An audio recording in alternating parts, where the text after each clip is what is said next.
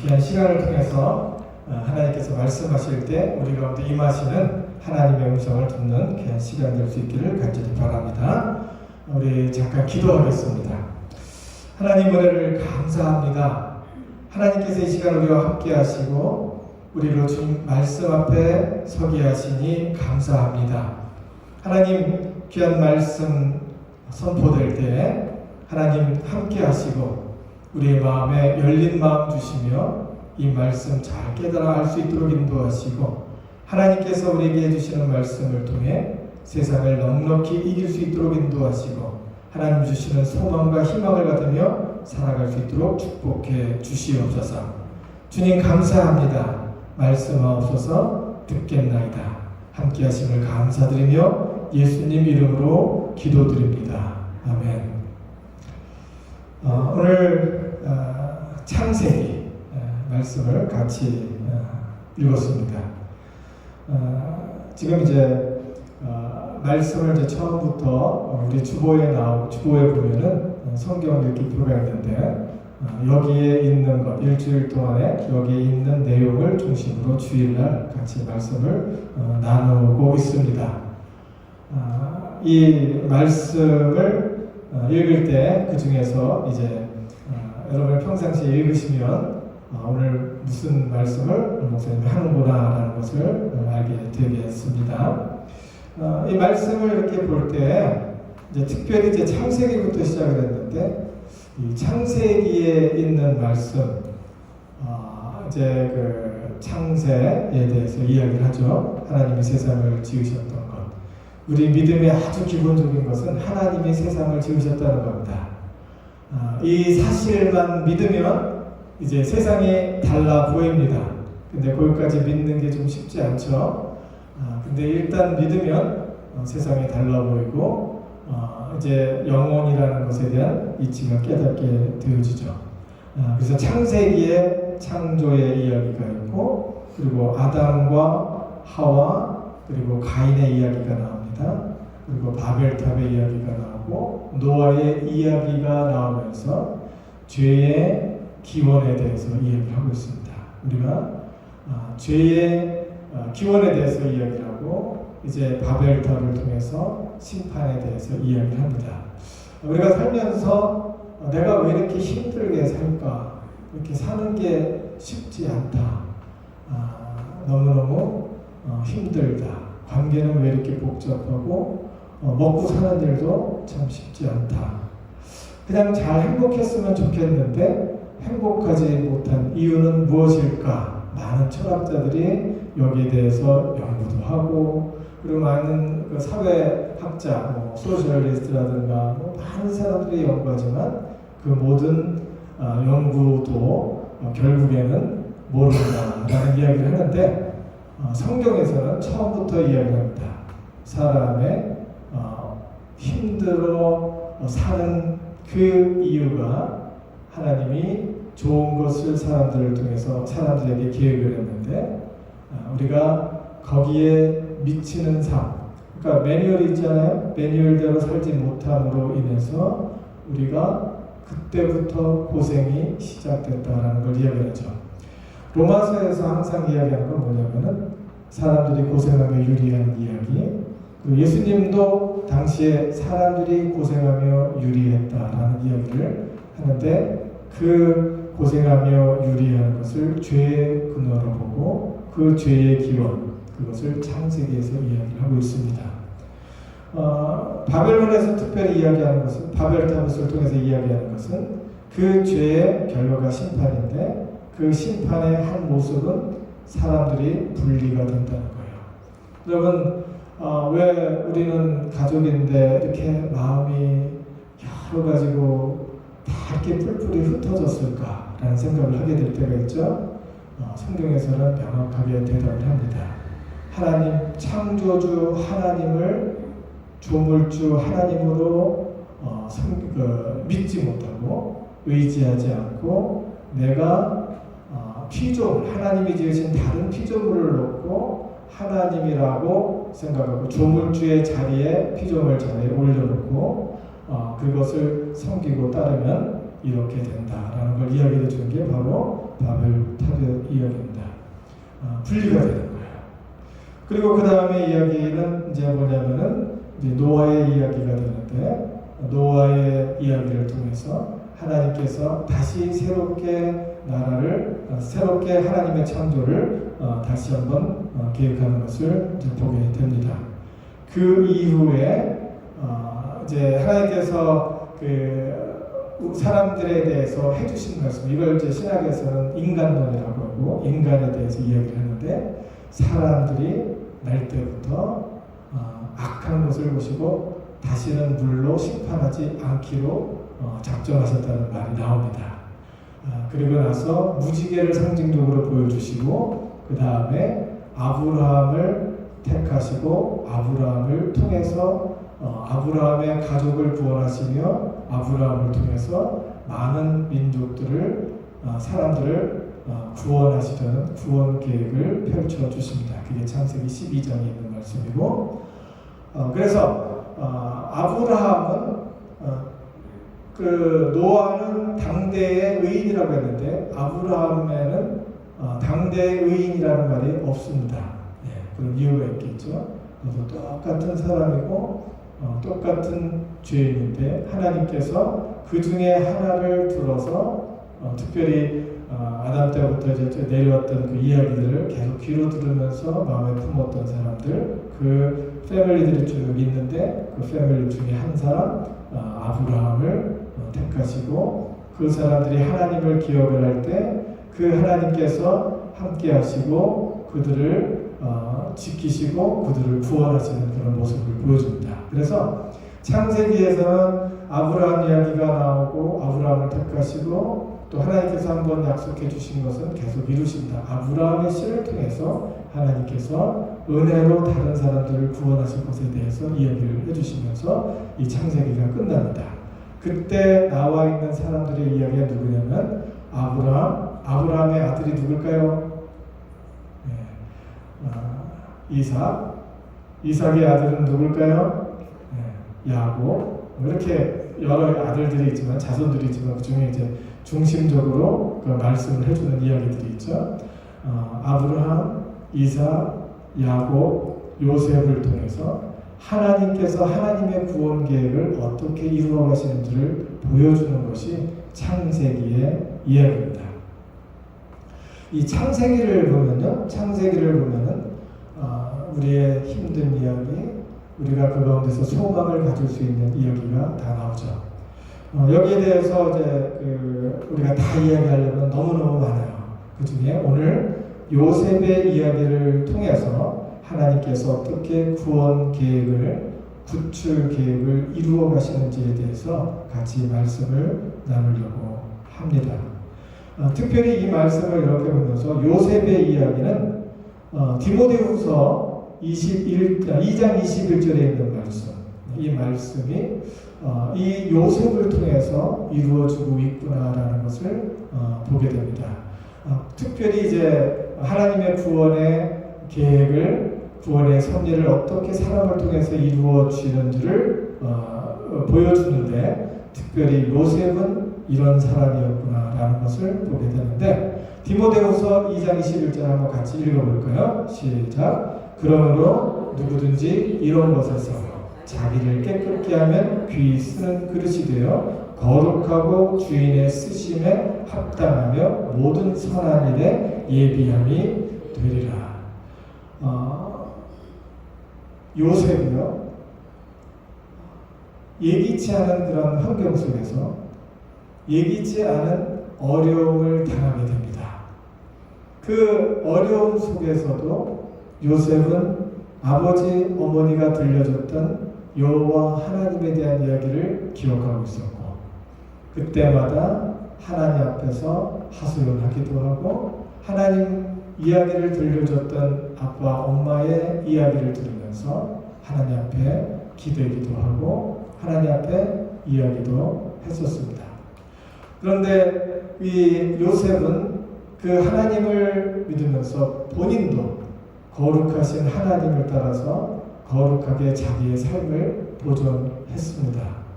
이 거룩이라는 말이 상당히 어렵게 들리는데, 종교적인 얘기로 들리는데 이것을 우리 현대 말로 이야기하면 건강한 거예요. 건강한 거. 이 거룩한 것, 건강하지 못한 것은 재물에 올라가지도 못하고 흠이 있는 것은 올라가지 못하는 거예요. 그러니까 하나님과의 관계가 건강한 관계가 되어야 되겠고 사람과의 관계, 건강한 관계, 하나님이 지으신 다른 피조물과의 관계도 건강한 관계. 그러니까 하나님이 먼저 그리고 하나님께서 이것은 나에게 누리라고 주신 것이지 내가 이 물질들에게 끌려다니라고 준 것은 아니다라는 것을 확실히 아는 그런 건강한 관계에 대해서 알게 되고 짐승들과의 건강한 관계 이런 것들이 거룩한 거죠. 거룩한 사람으로 이렇게 남아 있을 때 하나님께서 그 거룩한 사람, 건강한 관계고 모든 관계, 자기 자신도 보존하는 그런 건강한 사람들, 거룩한 사람들을 통해서 하나님이 귀히 쓰시는데 하나님의 사람을 구원하는 그 일에 하나님께서 사용하신다는 거예요. 여기서 보면은 이제 요셉이 그런 사람이었어요. 누구든지 요셉은 자기를 깨끗게 하며 귀히 쓰이는 그릇이 되어서 거룩하고 주인의 쓰심에 합당하게 되었어요. 사람들한테도 존중을 받고 사랑을 받았고 친구들한테도 인정을 받는 건강한 사람, 거룩한 사람으로 살았어요. 그게 자기가 좋은 사람이 되기 위해서 노력한 것이 아니라 하나님을 두려워하면서 자기를 살피면서 살다가 보니까 이렇게 건강한 사람으로 있었고 거룩한 사람으로 있다 보니까 사람들이 와, 저 사람은 참 존경스럽다. 저 사람은 이런 환경 속에서도 상당히 행복해하고 오히려 웃네. 저 삶에 여유가 있네. 나도 저 사람처럼 되고 싶다. 라는 생각을 하게 됐다는 거예요. 그런 사람이 하나님 앞에 쓰임에 합당하며 하나님의 선한 일, 이게 뭘까요? 잘 그렇게 주고 그러는 걸까요? 하나님의 구원 계획에 사용된 거예요. 여기 그 다음 성경 구절을 보면요, 무슨 얘기가 있냐면 하나님이 큰 구원으로 당신들의 생명을 보존하고 당신들의 후손을 세상에 두시려고 나를 다 같이 당신들 앞서 보내셨다니. 하나님의 선, 당신들이 누굴까요? 이 요셉의 식구들이었어요. 이 요셉의 식구들을 구원하시려고 나를 당신들 앞에 보내셨습니다. 그런즉 나를 이리로 보낸 자는 당신들이 아니요 하나님이시라. 하나님이 나로 바로의 아비를 삼으시며 그 온 집의 주를 삼으시며 애굽 온 땅의 치리자를 삼으셨습니다. 이렇게 하네요. 한번 따라해 볼까요? 나를 당신들 앞서 보내셨나이다. 나를 당신들 앞서 보내셨나이다. 예. 이게 요셉이 하나님을 통해서 하나님을 경험한 결론입니다. 자기의 모든 인생의 이 바닥, 그리고 위에 올라갔던 일, 그리고 기뻤던 일, 슬펐던 일, 그리고 때로는 배신을 당하기도 하고 또 그 증오에 마음이 가득 채워졌었던 그때 울기도 하고 웃기도 하고 처절하게 비참하게 자기를 포기하고 싶었던 그런 시절이 있었는데 이 모든 것들을 다 돌아보니까 하나님께서 나를 구원하실 뿐만 아니라 내 가족도 구원하시기 위해서 나를 이렇게 먼저 보내셨구나라는 것을 깨닫게 된 겁니다. 결론부터 얘기하면 하나님이 나를 다른 사람에 앞서 사람들을 구원하시기 위해서 나를 보내셨다라는 것을 믿으면 어떤 문제도 극복할 수 있는 힘이 생기는 줄을 믿습니다. 네. 나를 당신들 앞서 보내셨나니 이야기하죠. 여기 사연이 있어요.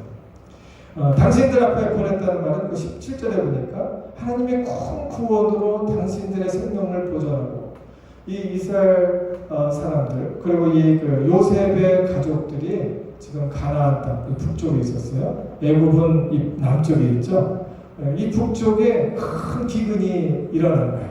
그게 하루아침에 이렇게 일어났다가 끝나는 게 아니고 몇 년을 거의 7년 이상을 10년, 거의 10년 동안 심어도 뭔가 씨앗을 심어도 그 씨에 대한 열매가 나오지가 않는 거예요. 그러면은 어때요?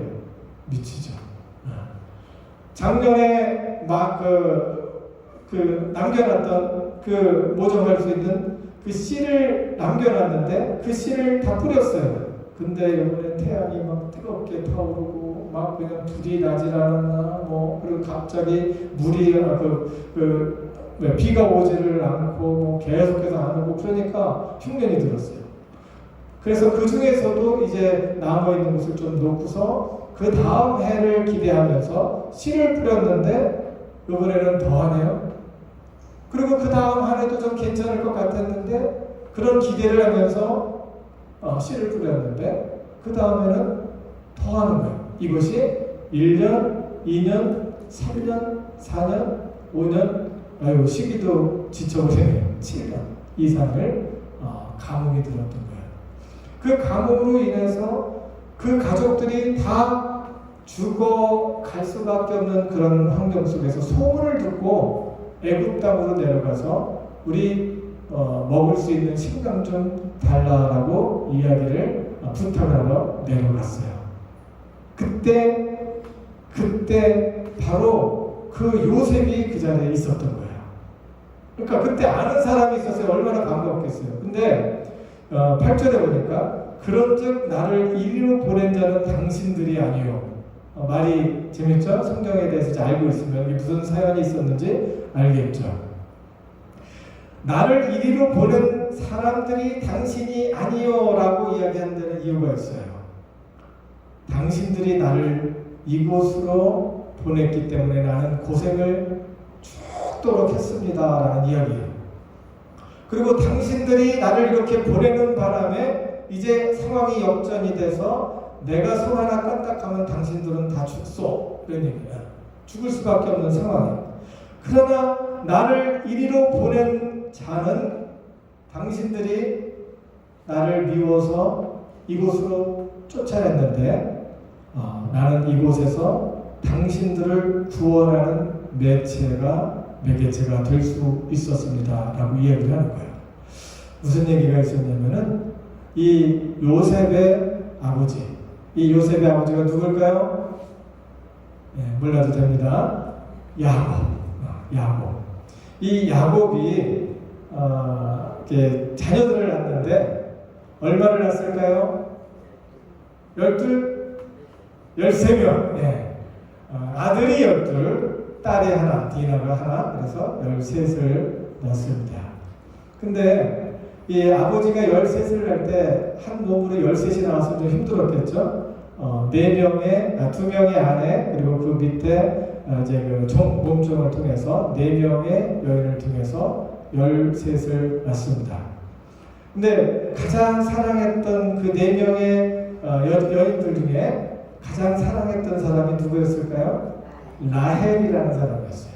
그러니까 라헬은 첫 번째 아내 레아의 동생이었어요. 근데 이 라헬이 아기를 못 낳는 거예요. 그래서 그런데 이제 레아는 아기를 잘 낳아요. 근데 야곱이 볼 때 레아보다 라헬이 더 이쁘고 사랑스러웠던 거예요. 원래 처음부터 딱 찍은 사람은 라헬이었고, 근데 그 라헬의 아버지 외삼촌이 그 괴계를 쓰는 바람에 자기가 원하지 않았던 그 언니를 먼저 이제 받아들이게 되고 이제 그 두 번째 동생 라헬을 받아들였죠. 근데 이 라헬이 아기를 못 낳아요. 그래서 상당히 힘들었어요. 그러다가 나중에 하나님께서 문을 여셔서 아기를 낳는데 그 아기들의 이름이 누굴까요? 요셉과 벤자민. 벤자민을 낳은 거예요. 그래서 그 라헬을 사랑한 데다가 오래간만에 아기가 나왔으니 13명 중에 누구를 사랑했을까요? 네, 오래간만에 나온 그 아들을 상당히 사랑했고, 성경에 보면은 그때 그 이스라엘 사람들에게 생동적으로 이렇게 만들어줬나 봐요. 네. 우리처럼 뭐 울긋불긋한 색동적은 아니고 여러 가지 색. 그때 이제 당시에 이제 좋아했던 색들이 뭐냐면 자주장사에서 자주빛 나는 색깔, 그리고 보랏빛 나는 색깔로 이제 옷감을 만들었는데 그것은 아주 비싼 옷들이에요. 그런 옷들을 입혔다라고 이야기를 하고 있습니다. 그러니 다른 형제들은 어땠을까요? 저거 봐라. 네, 질투하겠죠. 네. 이거죠. 근데 왜 질투를 하는데 더 이렇게 미움을 받았을까요? 네. 잘난 척을 하니까. 네. 그 아들이 가뜩이나 아버지는 쟤를 좋아하는데 얘도 잘난 척을 하면서 아버지 앞에 딱 붙어갖고 막 이렇게 화나게 막 이렇게 때리려고 하면은 아버지한테 탁 붙어갖고 제가 나 때리려고 한다고 막 그렇게 막 얼마나 얄밉겠어요. 하여튼간 평상시에 사는 것이 그랬어요. 그러던 중에 미움을 받게 되고, 자세한 이야기는 성경에 있으니까 꼭 읽으세요. 네. 미움을 받게 되고 다른 형제들의 미움을 받게 돼서 죽을 뻔했어요. 이렇게 아버지가 이제 그 형제들을 그 광야에 보내갖고 양을 치는데 거기에 다 보내서 요셉은 옆에 있었죠. 다 보내갖고 이제 뭔가를 이제 보내야 되는데 옆에 있는 요셉한테, 사랑하는 요셉한테 심부름을 시킨 거예요. 좋은 곳을 좀 갔다 와, 이거 좀 전달해줘라 그랬더니 그때 뭐 바로 옆집에 가는 게 아니라 한참 걸어서 간 거죠. 한참 걸어서 갔더니 형제들이 그 요셉이 오는 모습을 보면서 야, 요셉 온다. 저 요셉, 저 못된 놈 온다. 그러면서 저걸 그냥 요번에 없애버리자. 그래서 구덩이를 파갖고 그냥 그 요셉을 목에 놨다가 죽일 생각을 하고 있었어요. 근데 한 형제, 아까 이제 르벤이 얘기를 하죠. 이 형제, 우리 아버지가 상당히 사랑하는 아들인데 이 아들을 죽일 수는 없다. 그래서 좀 구덩이에 넣어놓고서 이제 좀 이야기를 좀 시간을 벌고 있는데 잠깐 어디 간 사이에 다른 형제들이 있고 거기를 지나가는 그 사우디아라비아, 지금으로 얘기하면 미디안 사람, 그 미디안 사람들이 아람 사람이라고 해요. 미디안 사람들이 이렇게 지나가다가 그 사람들은 뭐냐면 상인들이에요. 지금으로 얘기하면은 휴먼 트래픽, 그래서 사람을 사서 사람을 파는 사람 팔기도 하고, 그리고 또 옷 같은 것도 팔기도 하고 그러는 거예요. 그런 사람들이 이렇게 지나가는 걸 보고 그러면 저 사람한테 팔아버리자. 그래서 형제들이 난장일치로 요셉을 팔아버립니다. 이때 요셉은 꽁꽁 묶여갖고 돈을 형제들이 받고 이 요셉은 노예로 끌려가게 되죠. 그때 기분이 어땠을까요? 네. 네. 그때 기분이 어땠을까요? 네. 지금 눈 앞에서 지금 휴먼 트래픽, 그래갖고 사람을 팔아버린 거예요. 그때 형제들에 대한 그 마음은 어땠을까요? 형제들을 통해서 큰 배신을 당하고 버림을 받은 거예요. 그때 이제 요셉이 그 고향을 떠나서 쫓겨난 거죠. 그 고향을 떠나서 이제 애굽으로 내려가게 됐습니다.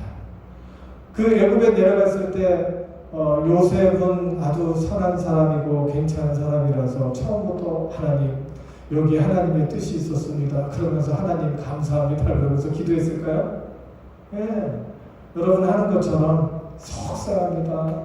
내가 나중에 형들이지만 그냥 막 이런 저런 그러면서 막 욕을 했을 거예요. 네.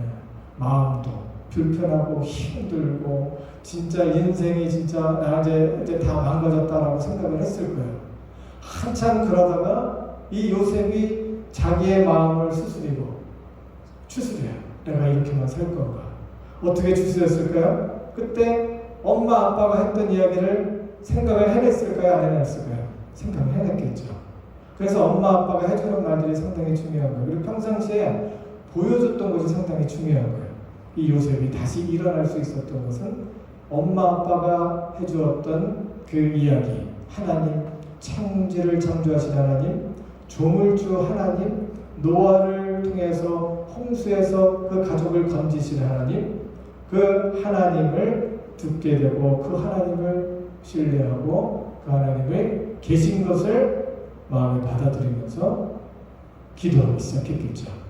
그래서 이런 결과가 나타난 거예요. 창세기 39장 2절 3절에 보니까 여호와께서 요셉과 함께 하시고 그가 형통한 자가 되어 그 주인 애굽 사람의 집에 있으니 그 주인이 여호와께서 그와 함께 하심을 보며 또 여호와께서 그의 범사에 형통하심을 보았더라.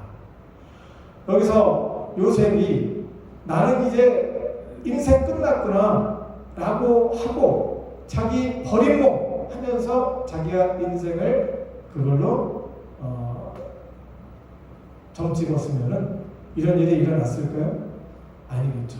예. 요셉이 하나님을 붙잡고 그 하나님 안에서 귀히 쓰는 그릇으로 자기를 거룩함으로 다시 보존을 했어요. 그러면서 하나님과 동행을 할 때에 하나님께서 그에게 복을 주셨다고 했는데 복을 뭐냐? 하나님을 열심히 해서 하나님 앞에 기도 많이 하니까 하나님께서 복을 막 그냥 이렇게 막 쌓아갖고 하늘에서 금덩어리 떨어지게 했나요? 아니죠. 복이 뭐예요? 하나님을 알게 되니까 마음에 기쁨이 있게 되고 나는 혼자가 아니다라는 것을 느끼게 됐고 그 마음속 깊은 곳에서 희망과 소망을 얻을 수 있었던 거예요. 그리고 이렇게 살면 안 되지 하면서 성실하게 열심히 살 때에 하나님께서 함께 하시는 것을 사람들이 보게 된 거예요. 사람들이 보게 되면서 그가 하는 일들이 잘 되고 있다는 거예요.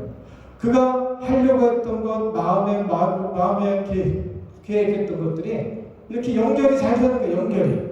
연결이 잘 되고 그 사람이 좋은 말을 하고 생각을 하고 또 사람들에게 선하게 이렇게 대하다 보니까 다른 사람도 그 사람한테 악하게 대하나요? 그렇지 않죠. 그 사람에게 감사하는 마음 또 이런 것들을 하다 보니까 관계도 유순해지고 관계도 좋아지고 그러면서 그가 그 옆에 사람들이 모여지고 죄를 짓고 하나님 뜻대로 살지 못하는 사람의 보이는 결과가 뭐라 그랬죠?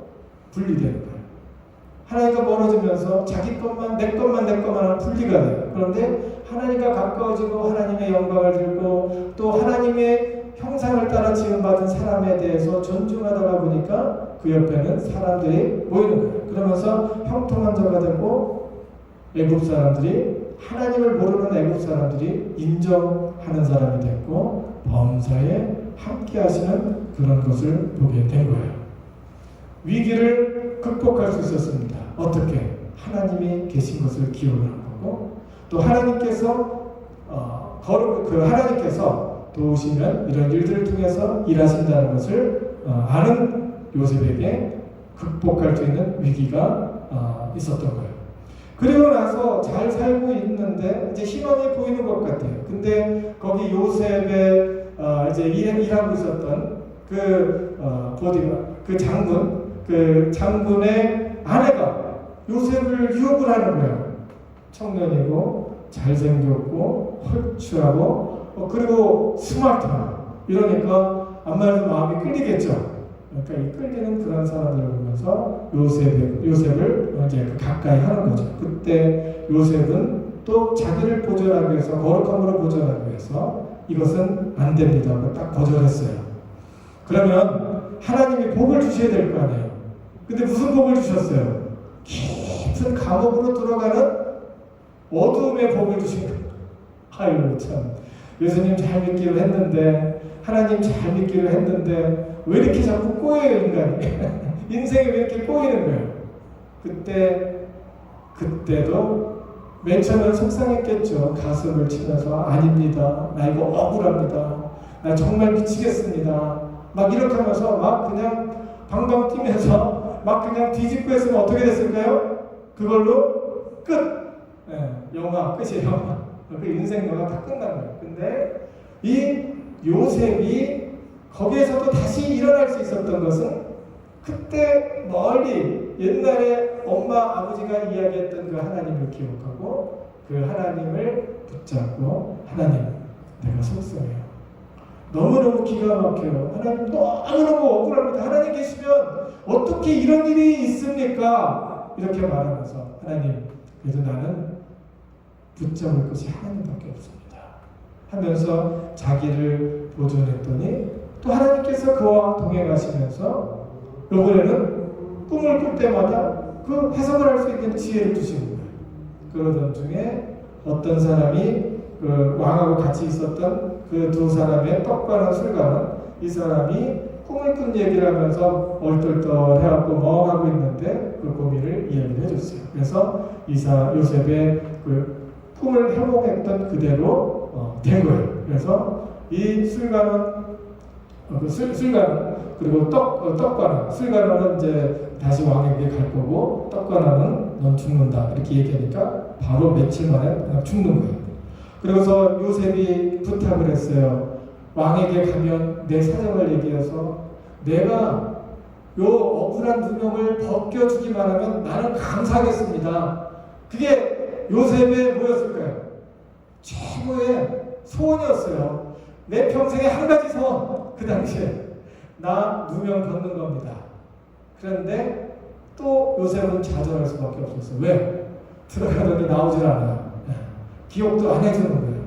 그때 이 요셉은 야, 하나님 어떻게 그럴 수 있습니까? 하나님이 계시면 이렇게 할 수가 있습니까? 라고 이야기부터 또 뒤집었다면 인생 그걸로 끝난 거예요. 그런데 끝까지 하나님을 붙잡으며 그 하나님께서 살아계십니다. 그리고 또 요셉이 뭐 믿음이 충만해갖고 믿습니다, 뭐 기도하고 막 철회를 하고 그런 것도 아니에요. 그렇죠? 그러면서 하나님을 기억하면서 하나님 의지할 분은 하나님밖에 없습니다 라고 이야기했을 때 하나님께서 그 마음을 다시 소생시켜 주시면 일어나도록 내가 사망의 음침한 골짜기를 다닐지라도 해를 두려워하지 않을 것은 주께서 나와 함께 하시니라. 이거는 요셉만 느낀 게 아니에요. 다윗도 느꼈고 그 밖에 많은 사람도 느꼈고 여러분은 어때요? 느껴요?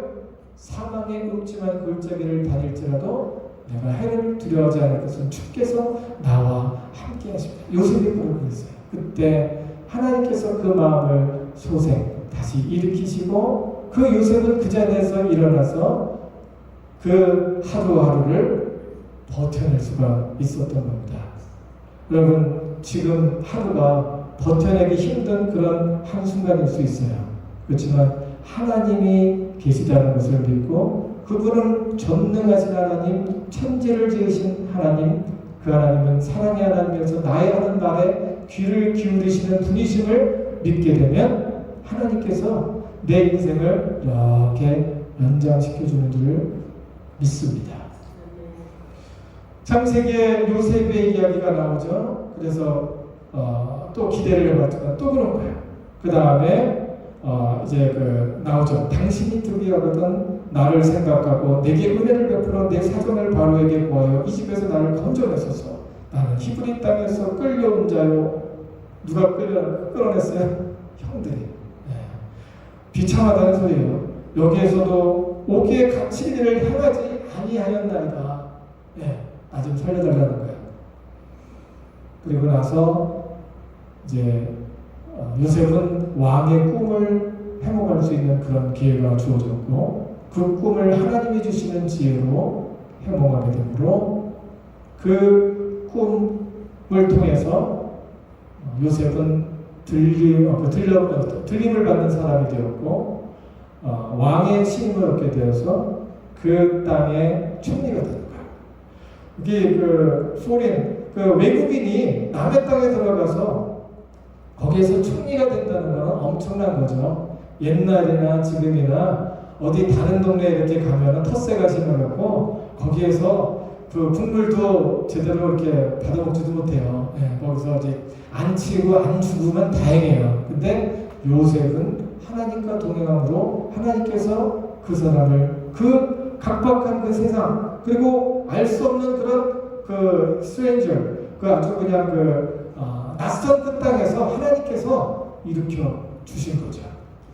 그러면서 이제 왕의 신임을 받고 총애를 받아서 이제 치리를 하는 겁니다. 그래서 가문과 그리고 또 흉년, 그 흉년 사이에 정책을 펴게 되어서 이제 잘 함으로 이제 사방에 있는 모든 나라들에게 알려졌어요.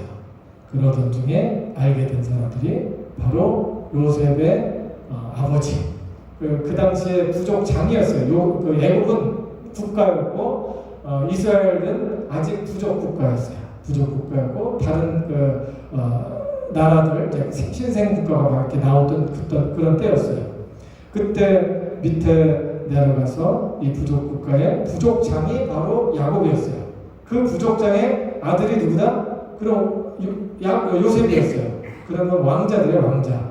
이 왕자의 이야기는 몰랐지만 이 이야기를 듣고 그 부족이 내려와서 이렇게 보니까 요셉이 거기 있는 거예요. 근데 거기에서 이렇게 보니까 이제 요셉이 보니까 다들 형제들이 내려왔는데 자기 어머니가 자기하고 또 누구를 낳았다 그랬죠? 베냐민을 낳았는데 베냐민이 거기 없는 거예요. 베냐민 없는 것을 보고서 무슨 생각을 했을까요? 이 형들이 또 내 사랑하는 그 동생을 잡았구나. 이런 생각이 난 거예요. 이런 생각이 날 때 이제 다시 그 형들한테 얘기해갖고 그 사람들한테 얘기하고 이번에는 동생을 데려와라. 그러면 내가 주겠다. 얘기하니까 동생을 데려왔어요. 그래서 그 동생을 보고서 확인하는 거죠. 그 동생을 봤을 때 기분이 좋았을까요? 안 좋았을까요? 예, 사람이 트라우마가 있는데 트라우마가 한 번 있으면 안 좋은 경험이 있으면 비슷한 사람 그리고 뭐 비슷한 환경만 돼도 막 이렇게 끌어오르고 막 폭발해 버려요. 그러면 이 동생을 이렇게 보게 됐을 때 이 동생을 보면서 행복했을까요? 네, 행복했었던 것 같지가 않아요. 다른 형들을 보면서 이 나쁜 놈들 이런 생각을 했었던 것 같아요. 이 동생이 살아있으면 있지만 자기도 고생했지만 이 동생은 얼마나 고생했을까라는 생각을 하면서 여기서 울었는데 울은 거예요. 그러면서 이야기가 바로 여기에요. 요셉이 눈을 들어 자기 어머니의 아들 자기 동생 베냐민을 보고 가로되 너희가 내게 말하던 너희 작은 동생이냐 알아봤죠? 그가 또 가로되 소자예요. 누구한테? 베냐민한테 소자예요. 작은 아이요. 하나님이 내게 은혜 베푸시기를 원하느라. 진심이었을까요? 아닐까요? 자기 사랑하는 아들이고 자기처럼 학대를 받을 수 있으니까 너는 하나님의 은혜를 받기를 원한다라고 기도하는 거였어요. 요셉이 아우를 인하여 마음이 타는 듯함으로 급히 울 곳을 찾아 안방으로 들어가서 울고 그거 보고서 이 나쁜 같은 이렇게 하고 막 뛰어들어가서 우는 자기 생각이 나니까 자기가 얼마나 고생을 했어요. 그 트라우마를 리트라우마라고 하는데 다시 그것을 생각나게 하는 환경에 들어가면 얼마나 힘든지 몰라요. 그때 이 요셉은 그 아우를 보면서 더 복수의 마음을 갖게 되는 것 같아요. 마음이 너무너무 힘들었어요. 그러던 중에 이제 그 아우를 보면서 이제 확인하게 됐고 이번에는 아버지 데려와라 이렇게 얘기해서 나중에 이제 아버지 데려오는데 그 전에 이제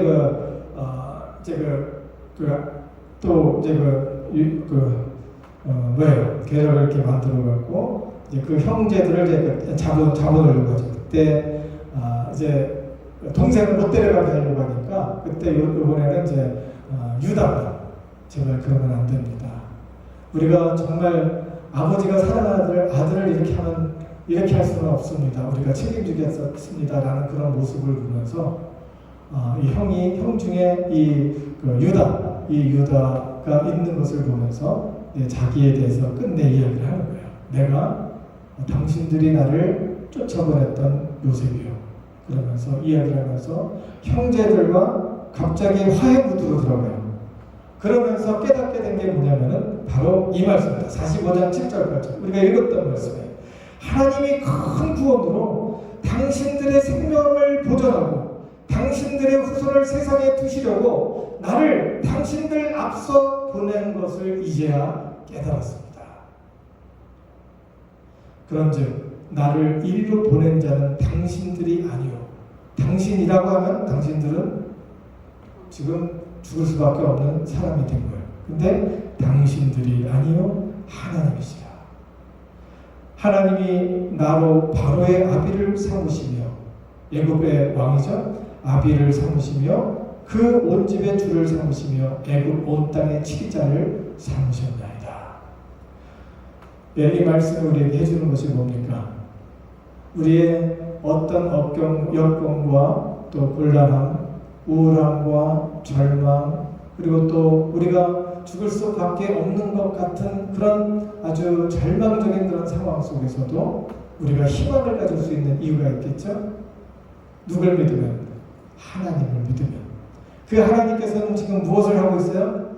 구원 계획을 하고 있고, 우리를 통해서, 하나님을 믿는 자를 통해서 한 사람 한 사람을 구출해내신다는 거예요. 여러분, 여기에서 이 말을 믿으면 여러분은 누구예요? 이 자리에 앉아있는 여러분 누구예요? 여러분은 하나님께서 부르신 사람인데, 여러분의 가족을 구원하기 위해서 하나님이 부르신 사람이에요. 여러분은 여러분의 친구의 관계 속에서 하나님의 나라가 임하는 것을 경험하게 하기 위해서 하나님이 부르신 사람이에요. 그리고 우리는 하나님께서 이 지역사회의 구원을 위해서 나를 먼저 이곳에 보내시고 믿음으로 해보지 않은 일들을 해보게 해봄으로 하나님 안에서 이곳에 하나님 계시다라는 것을 보여줌으로 사람들이 하나님을 알아볼 수 있도록 하기 위해서 나를 먼저 보내셨다는 거예요. 믿으세요? 나에게 희망이 있다 없다? 왜? 하나님 계시니까. 그리고 이것이 바로 소명이에요. 하나님께서 나를 먼저 보내셨습니다. 이것이 바로 소명이에요. 내가 오늘 하루를 살아야 되는 이유, 내가 엄마로 살아야 되는 이유, 그리고 내가 이곳에서 버텨야 되는 이유가 하나님의 구원에 사용되는 도구가 되기 위해서입니다. 그냥 믿지 않는 사람들은 어떻게 살아요? 오늘도 목숨 붙어 있으니까 살지. 어제랑 오늘은 똑같은 날이야. 오늘은 왜 이렇게 힘들고 고대? 나는 혼자야. 외로워. 그리고 쓸쓸하게 원망하고 그리고 고통스럽게 하루를 살아내지만, 하나님을 믿는 사람들은 다른 거예요. 나를 먼저 보내셨나이다. 이 말을 믿고 의지함으로 하루하루를 씩씩하게 또 건강하게 행복하게 살아내는 하나님의 사람이 되기를 간절히 축원합니다. 하나님 은혜를 감사합니다. 주님께서 이 시간 우리와 함께 하시고 우리에게 말씀하시니 감사합니다. 아버지 하나님, 우리에게 귀한 소명을 허락하시고 이 땅에 살아야 되는 이유, 살아내야 되는 이유, 또한 아버지 하나님께서 우리와 함께 하심을 인하여 우리를 통해서 하나님의 구출 작전, 또한 하나님의 구원 사역에 우리를 초청해 주심을 감사를 드립니다. 이 일을 잘 감당하는 하나님의 신실한 종들 되어서 저들의 삶이 부요해지고 주 안에서 풍성한 삶을 누릴 수 있도록 축복해 주시옵소서. 저들의 가는 곳마다 하나님의 영광이 드러날 수 있도록 인도하시고 그곳에서 다시 일어남으로 하나님께서 도우시는 손길들을 매사에 경험하며 살아갈 수 있도록 축복해 주시옵소서. 주신 말씀 마음에 붙게 하시며 소망 가운데 희망을 갖고 살아갈 수 있도록 인도하시고 하나님 보시기에 아름다움의 역사가 이곳에 충만할 수 있도록 축복해 주시옵소서. 감사드립니다. 예수님 이름으로 기도합니다.